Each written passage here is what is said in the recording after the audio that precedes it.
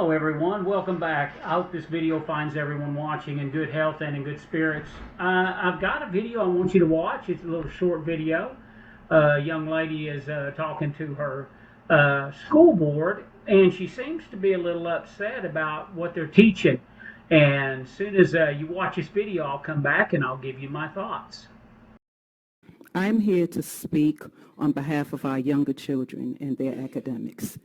This book, It Feels Good to Be Yourself, which has an oxymoronic title based on its content, can be found in 26 elementary schools. It is geared towards K-2, and as Macmillan Publisher says, it basically is geared toward ages 4 through 8. It introduces 4 different characters with different gender identities. It makes it seem as if gender is an imaginary concept that can be changed on a whim, when the truth is gender is factual. You're either a boy or a girl. And gender identity, what you see yourself as, that's imaginary. Well, let me read you a couple of things. First character is Ruthie.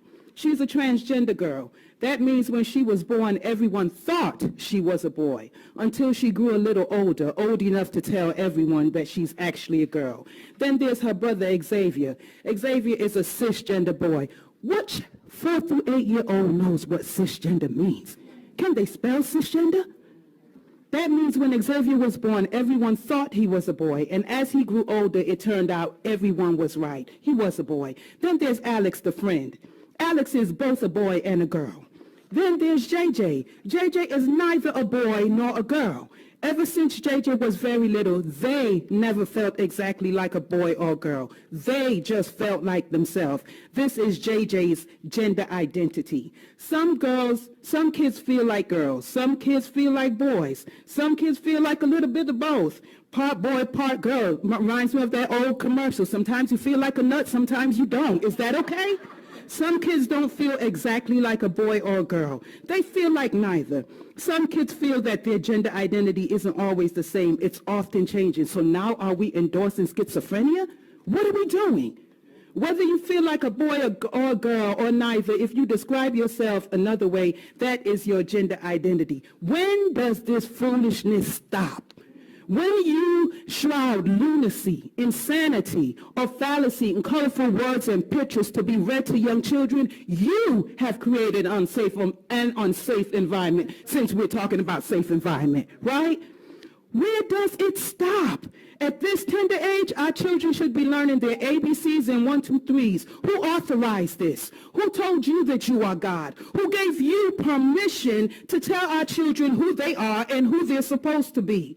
This is intentional and evil at its core. Get back to what you were elected to do and formally educate our children, not indoctrinate them with left-wing ideologies under the guise of providing a safe and welcoming space. Hear us clearly. We will not surrender our children. Leave our children alone. Well, I would say she's not happy. She seems to be the only sane one there. Seems like the school board has lost their path. They're trying to indoctrinate children, telling them that they can be whatever gender they want. And we all know that's not true. Just a few days ago, in the great state of California, the Democratic House of Representatives there decided that they would pass a law that would give therapists the right to remove 12-year-old children from parents' homes and take custody of them.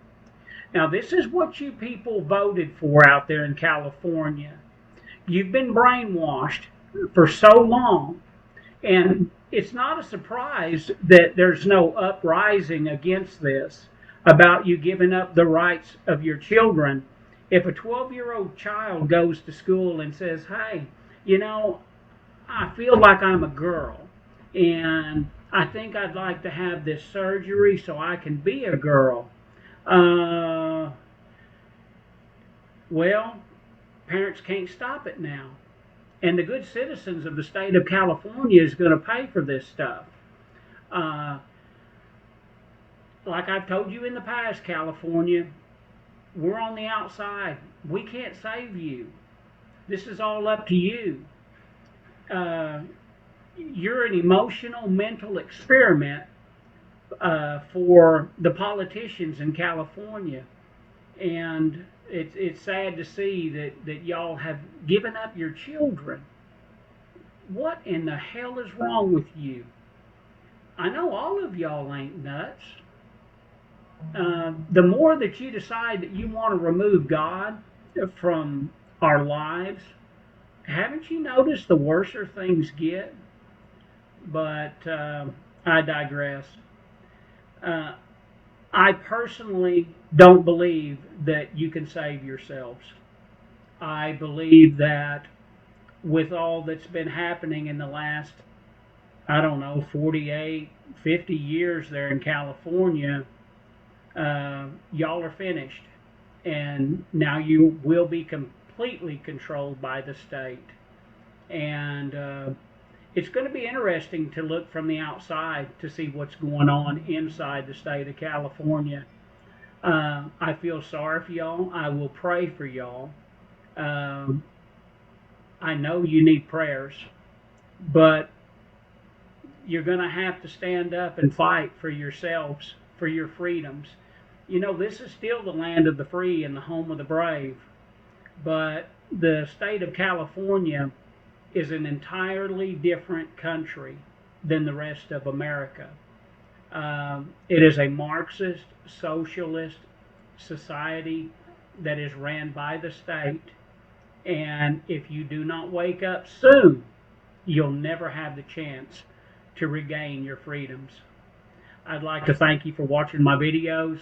If you like them, please subscribe. Give me a thumbs up. Leave a comment down below, especially if you disagree. I'd love to have a nice debate with someone that thinks that what's going on in California is sane.